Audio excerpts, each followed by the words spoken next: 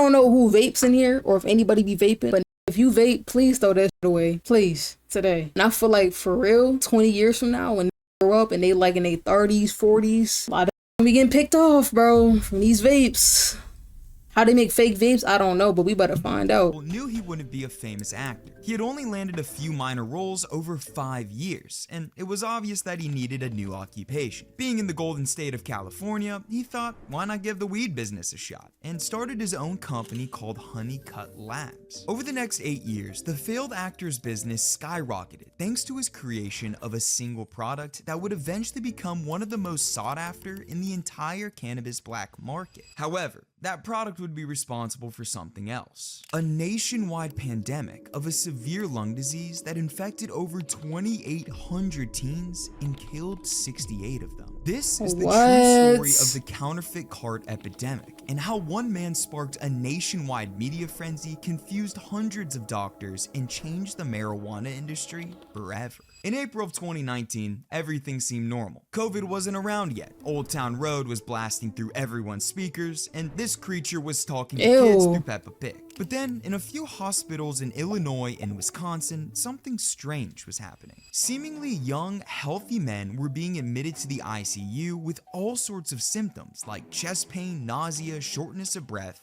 and more. Now, at first, doctors thought it was just pneumonia and gave them meds for it, but that didn't work. The patients only got worse over the following days. Ain't looking young and which required supplemental oxygen just to keep breathing. And as 200 more teens appeared in ICUs, doctors became baffled. They had no clue what this disease was, how to treat it properly, or what even was causing it in the first place. Everything seemed hopeless, but then they found a lead. It turned out that all of these teens who were becoming sick vaped. Whether it be on THC carts or disposables or both, it became clear that these devices the patients were chiefing were causing them to become severely ill. Hence, the CDC named this new disease Alll, or e-cigarette or vaping product use associated lung injury. Now, despite this revelation, they still didn't know the exact cause of Alll. Was it Juul causing all of this? Puff Bar maybe? Or was it the hot dog water? The CDC wanted to find the answer,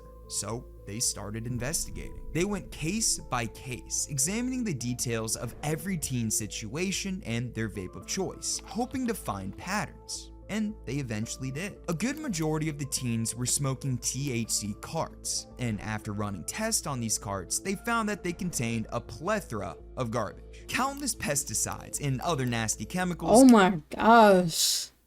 Kept showing up in the results, making it clear that they should dig deeper into the companies making these carts. But they couldn't, because these companies weren't real. Well, some of them were, but the products the teens used from those companies were black market fakes. Another brand that kept showing up was Dank Vapes, but after digging into them, the CDC found that it wasn't a real company at all. It was a black market brand through and through, with the sole purpose of making these booth carts look legit. It turned out the only pattern between these products was that they were coming from street dealers, who were buying fake packaging online for pennies and selling carts filled with God knows what. Now, this is where you think the story ends, given the Bro, that's fucked up, bro. That is so wow. That's what I be saying. Like, people gotta watch out where the fuck they be, what they be buying and doing and all this, like everything. Yeah.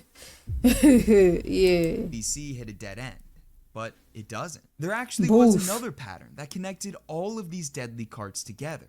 A pattern that was created by a struggling actor from Los Angeles, California. Josh Temple landed very few gigs between 2005 and 2010. He had done minor roles on shows like Veronica Mars, The X List, and Fashion House, but after a decade of essentially getting nowhere, he knew it was time for a change. By the time Josh was looking for a new industry to work in, California had become a hub for fake homemade carts and lace weed. What the fuck? Between the vague laws, non-existent regulation, the sheer size of the city, and its massive cannabis market, dispensaries were popping up. Or oregano.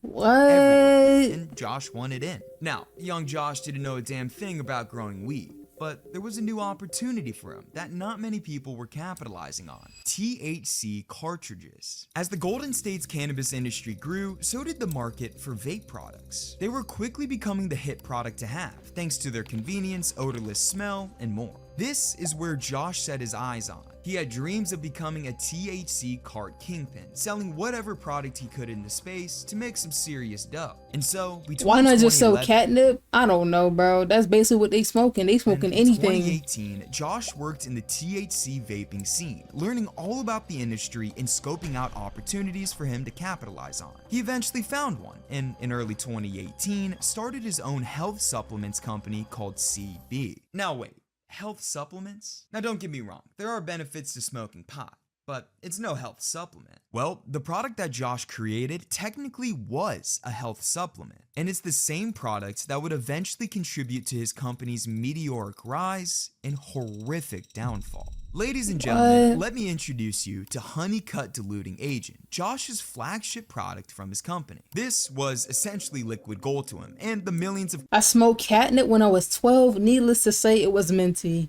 Highly disappointing. customers he sold it to. Customers who were black market dealers. In simple terms, this product was a cutting agent that you could add to homemade THC carts to not only make them look legit, but also to use less pure THC oil. It had no taste, no smell, and had the exact same look and consistency as THC oil. It also passed something called the bubble test, which is a common way to Nice tell to if know your these. cart is boof or not. In the past, most fake carts were cut with things like propylene glycol, making carts look runny and less pure because the bubble in the cart would move when tilted. But Josh's new product didn't change the viscosity of the liquid at all, making the bubbles stand still, which in turn convinced users they were smoking pure distillate. Now, there was one secret with Josh's revolutionary offering. It was mostly made of vitamin E acetate. And by most, I mean 95% of it. Over his years in the industry, Josh discovered that vitamin E acetate, a chemical compound usually found in skincare products, was a beautiful substitute for THC oil. And even better, it was dirt cheap. He could buy a liter of raw vitamin E acetate for anywhere between $8.50 to $42.60, repackage it, and mark it up between $1,100 and $13.50 a liter. A 13,000% profit margin. And before you assume people would be crazy enough to buy that, illicit dealers ate it up. They could easily pocket an extra $5,000 in profit on average by stretching their supply of THC oil with Josh's cutting agent. It was a win-win for both parties. Josh's profit margins were through the roof, and street dealers could make thousands in extra profit. And I haven't even touched on the best part of all of this. So basically, it was all legal.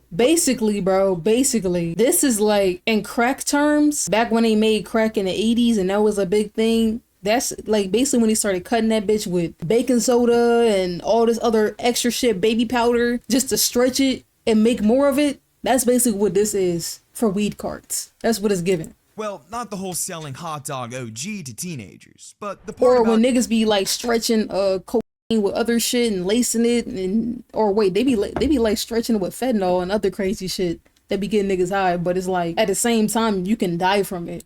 Josh's vitamin E concoction. Because vitamin E acetate is considered a health supplement and not a THC product, Josh could sell his stuff online and nationwide to anyone who wanted to buy it. He didn't need any special license or have any regulatory body to comply with. As a matter of fact, anyone could buy pails of this shit online. It just so happened that Josh found a new use for it. Over late 2018 and early 2019, Josh's products sold like crazy. As demand for THC carts skyrocketed across the US, seemingly every illicit dealer wanted to get their hands on as many bottles of Honeycut Diluting Agent as they could. Insiders in the industry described 440-pound drums of Josh's magical solution moving out from wholesale vape suppliers. And it was consistently sold. It was crazy. I used to smoke, let's say back in 2018, around 2018, 2019, but it was actual weed. It was never no carts and shit like that. Of course, I didn't know anything about how to get it, but I'm glad I didn't, because I could have ended up like these niggas. You know what I'm saying? Not saying like trying to make fun of them, but like, yeah, shit could have been real. I'm glad I was actually, you know, smoking the actual. I heard about them, but I never like dug into it to be like, okay, let me get one myself. Out across many major e-commerce websites. And on Josh's own website, they detailed how they had more sales in the You ever live with a crackhead? 10 out of 10 won't recommend. Oh my gosh. first 4 months of 2019, then all of 2018, which didn't go unnoticed by others. Bro, what? Copycats of Josh's massively successful product started to spring up everywhere. Uber Thick, Clear Cut, Thick Stretch, and more were all created by other companies trying to steal market share from Josh. But it was too late. Josh's brand was simply too big. He had created one of the fastest selling non-cannabis products the illicit drug market had ever seen, moving untold gallons of vitamin E acetate into the nation's black market. Josh had officially reached his dream position. If you're gonna get a cart, at least smoke a real one or make your own. But it's like, how do they tell which one's real and which one's fake though? That's the thing. As a THC cart kingpin. Cause his shit, it made it look real. A golden setup that any scumbag dealer would die for, pushing millions of dollars in product without anyone batting an eye. It seemed as if his empire was untouchable. But by August 2019, that empire— Nigga said free Josh. I guess free Josh would be fully exposed. By the time the chilly fall season— that nigga was giving people lung cancer. Fuck Josh, keep him in there. Setting in, Alll cases had peaked. And even worse, the first official death caused by the disease was reported. This was the tipping point. A young man dying from vaping ignited a tidal wave of stories from the media, begging the CDC to get to the bottom of this mysterious infection. Feeling this intense pressure, the CDC kept digging, trying to find that missing pattern among all the products these teens were using. And I think you can guess what they found. Almost every single cart they tested contained vitamin E acetate, which, while safe for ingesting or putting on your face, is poison for your lungs. The CDC found that, when vaporized, the chemical caused shortness of breath, fever, vomiting, and worst of all, lipoid pneumonia. Nigga said the CDC can see these nuts. Now, when your ass get a fake cart and be in the hospital on a ventilator, do not run to chat saying, bro, what happened? Don't ask what happened. You know what happened. This is exactly why the CDC exists, to stop shit like this. Pneumonitis, a rare condition that results from bad particles being inhaled into your lungs. This was the missing pattern. I mean, no wonder doctors had zero clue what disease these kids had. Already been shot? This nigga think he's Superman. Never seen anything like it before because no one had ever vaped vitamin E acetate. As news outlets took this information to the masses, Josh could smell blood in the water. He knew something terrible was coming for him, so he acted fast. Like, really. Same day of the first Alll death, Honeycutt changed its registered corporate address to a random P.O. box. 4 days later, he changed the official ownership of CB to add a person named Ashley Angstad, which turned out to be his girlfriend. 3 days after that, Josh called his wholesalers, ordering a recall of his products. Bro, it's like this nigga was already going down, bro. Why would— I don't know. I don't understand how, like, it said, so he added a person named Ashley. So he added his girlfriend. Why did you let this nigga add you? Some bitches just be blind and in love. Just give off stupid. September 6th, he had completely shut down Honeycutt's website. Now, young Josh thought this would do the trick, but the law still caught up to him. On September 9th, New York Governor Andrew Cuomo said, if I'm going down, she going down with me. Now that's crazy, bro. I would've got up out of there. Announced a subpoena for Honeycutt, forcing Josh to come forward with every single detail on Honeycutt's safety testing, ingredients, sales data, and the quality of his raw materials and final product. Josh was now fucked. He clearly got caught red-handed and had to pay the price for it. But did he? After the subpoena was announced, there wasn't a lick of information I could find about what happened to him. Officials at the New York State Health Department said they had been in contact with Josh, but that was from 2019. Josh and his lawyer refused to speak publicly about the company, which, I mean, I get. And it appears Josh may even be on the run, as he no longer lives in his Los Angeles home. Truthfully, we have no idea if Josh faced any consequences. Damn, is it that easy to be on the run? What the hell? But he for sure did one thing. He caused a national pandemic. Bro, he definitely gonna get his karma for this. For sure. You think this nigga's gonna get away with it? It's not how it works.